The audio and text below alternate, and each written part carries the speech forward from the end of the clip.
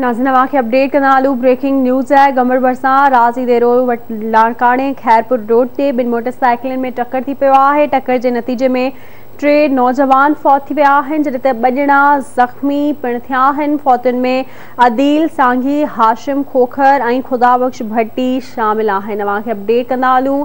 अहम ख़बर आहे त गंबड़ भरिसां राज़ी देरो वटि लाड़काणे खैरपुर रोड ते बिन मोटरसाइकिलुनि में टक्कर थियो आहे। टक्कर जे नतीजे में 3 नौजवान फौत थिया आहिनि, जॾहिं त 2 ॼणा ज़ख़्मी पिण थिया आहिनि। फौतुनि में अदील सांघी, हाशिम खोखर ऐं खुदाबख्श भट्टी शामिल आहिनि। ज़ख़्मियुनि में सखरवासी इरफान अली ऐं रिहान खे गिम्स अस्पताल मुंतकिल कयो वियो आहे।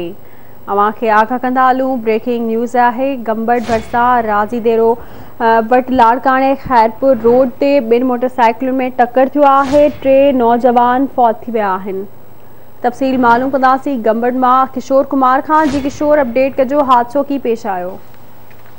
जी तव्हांखे ॿुधाईंदो वञा त अॼु गंबड़ भरिसां खैरपुर लाड़काणा बाईपास रोड वटि जेको आहे हीउ अफ़सोसनाक वाक़ियो पेश आयो आहे, जिते जेको आहे 2 तेज़ रफ़्तार जेके मोटरसाइकिलूं आहिनि उहे आम्हूं साम्हूं उन्हनि जो टक्कर थियो आहे। टक्कर जे नतीजे में 15 वरनि जो आहे अदील सांघी ऐं खुदाबख्श भट्टी आहे 35 सालनि जो ऐं 20 साला हाशिम खोखर आहे, जेके फौत थी विया आहिनि। ऐं तव्हांखे ॿुधाईंदो वञा त ज़ख़्मियुनि में रिहान ऐं इरफान पिण शामिल आहिनि।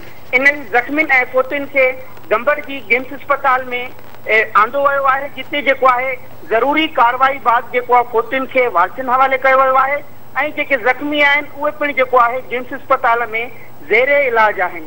जी वॾी महिरबानी अवांजी किशोर अपडेट करण लाइ।